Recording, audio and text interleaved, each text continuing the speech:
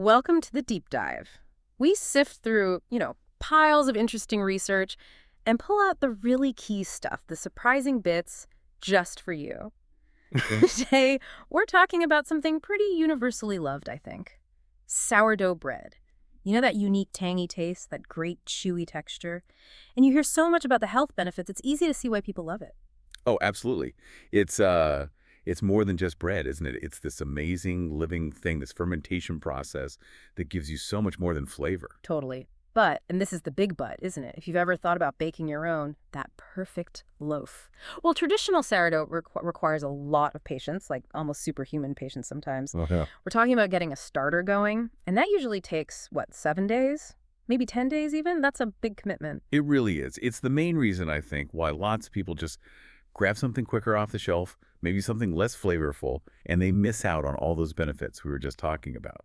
Exactly. So imagine if I told you there's been this scientific breakthrough, a way to cut that time down, like drastically, and not just cut the time, but maybe even end up with a better loaf of bread. Okay, I'm listening. Yeah, so this deep dive is all about unpacking that, understanding how it works, and the key ingredient, well, it's probably not the first thing you'd think of for bread. Don't keep us in Yeah, suspense. get ready for some real aha moments because we're going to explore how kombucha SQOY is basically shaking up the sourdough world. Kombucha SQOBY. Interesting. All right.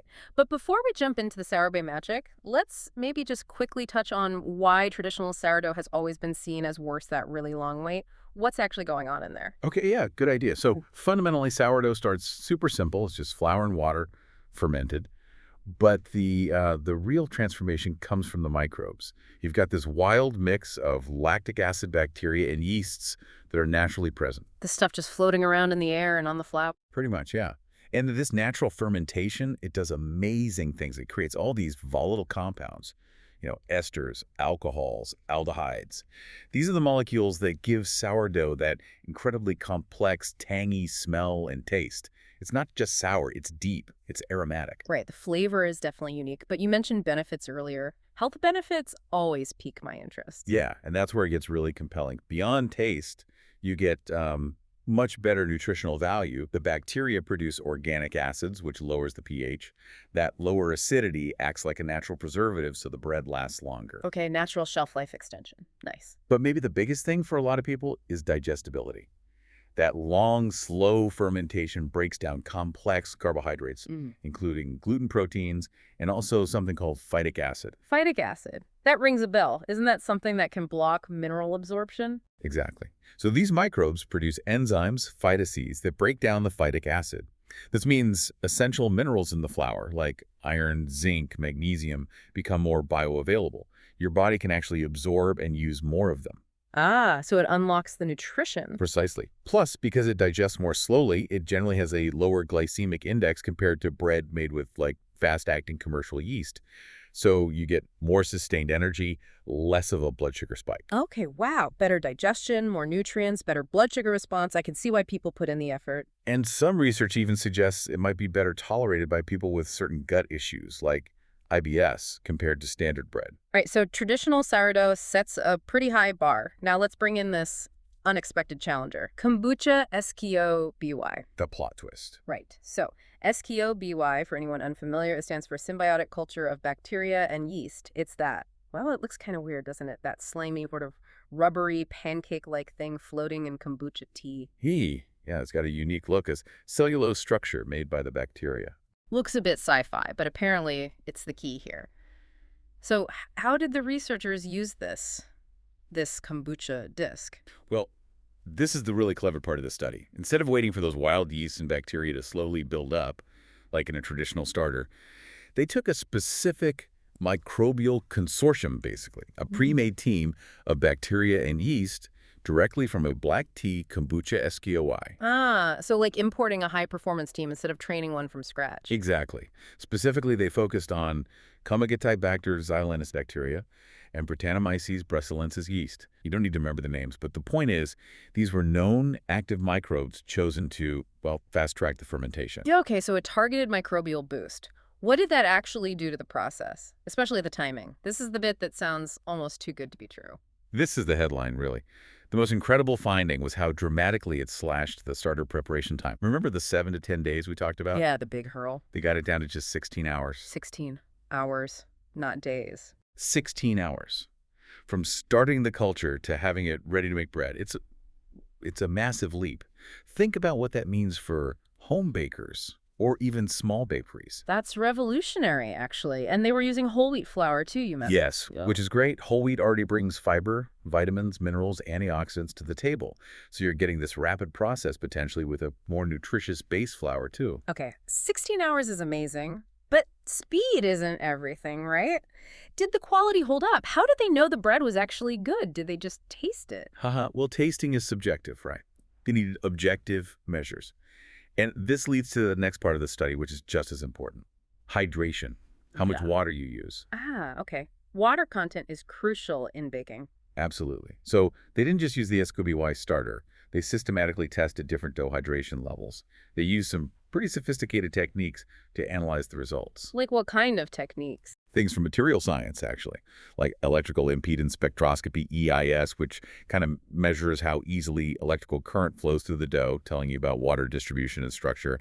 Also, FTIR studies, that's infrared spectroscopy. It looks at the chemical bonds, like how water molecules are behaving, and texture profile analysis, which objectively measures things like firmness, springiness, chewiness. Wow, okay, so like getting a really deep molecular picture of the bread. Exactly. Seeing how hydration affected the gluten network, how the starch gelatinized, how water was bound up or free within the crumb.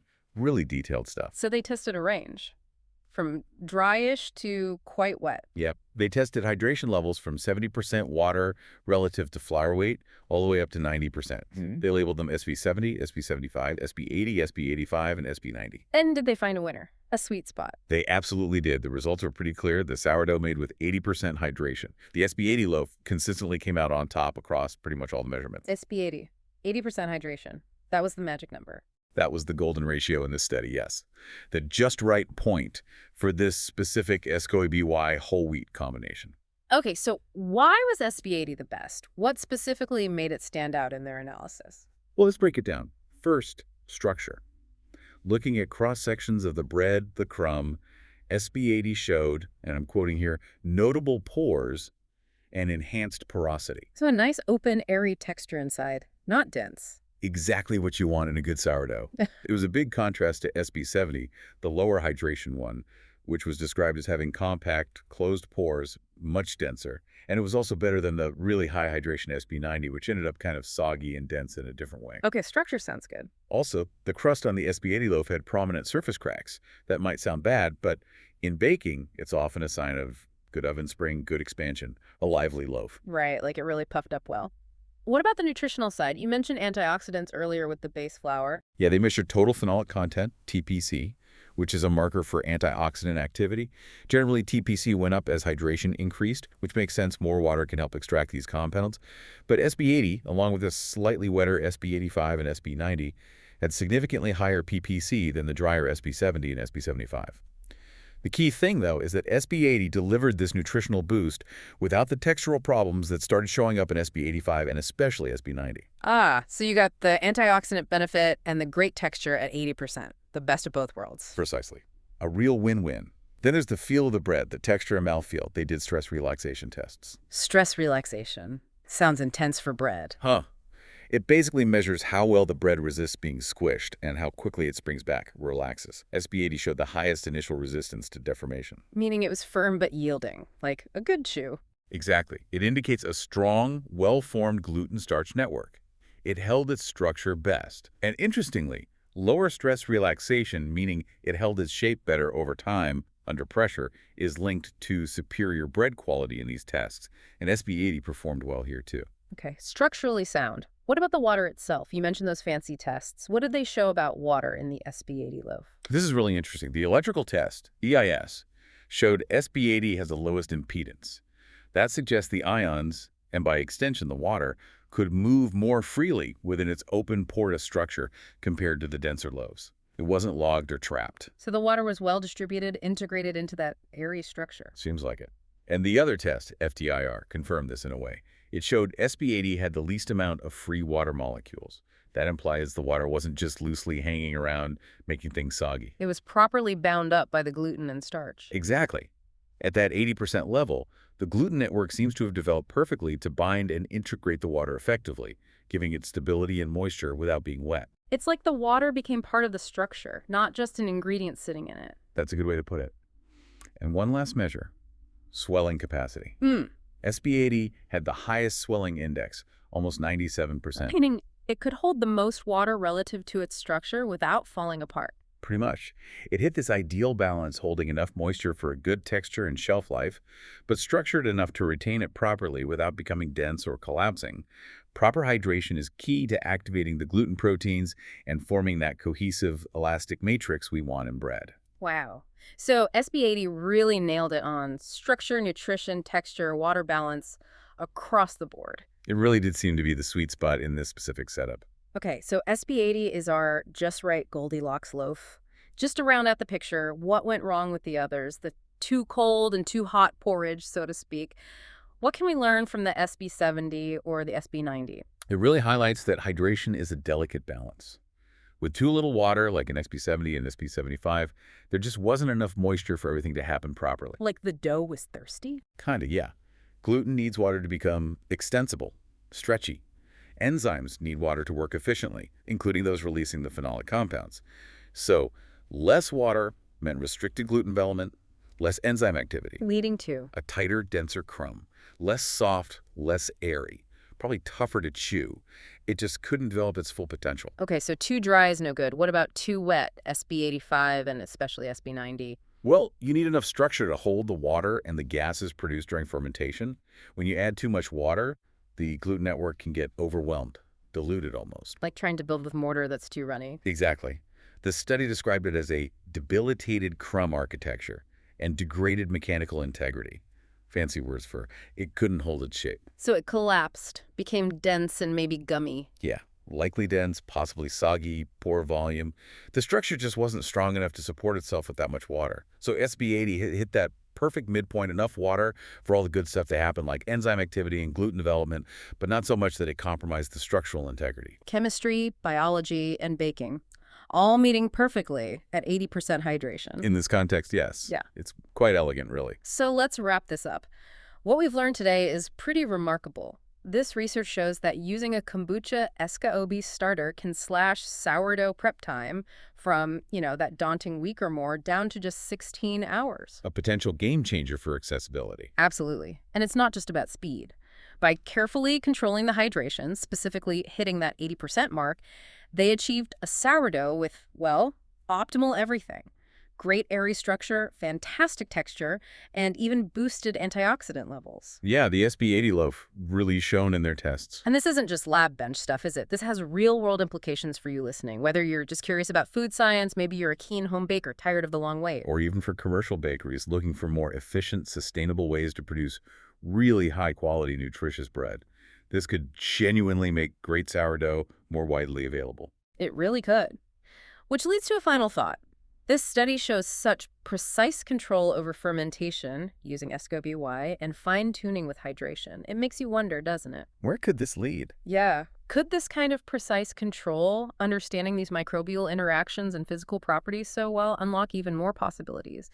Could we start designing foods not just for speed or basic nutrition, but for highly tailored nutritional profiles or specific sensory experiences?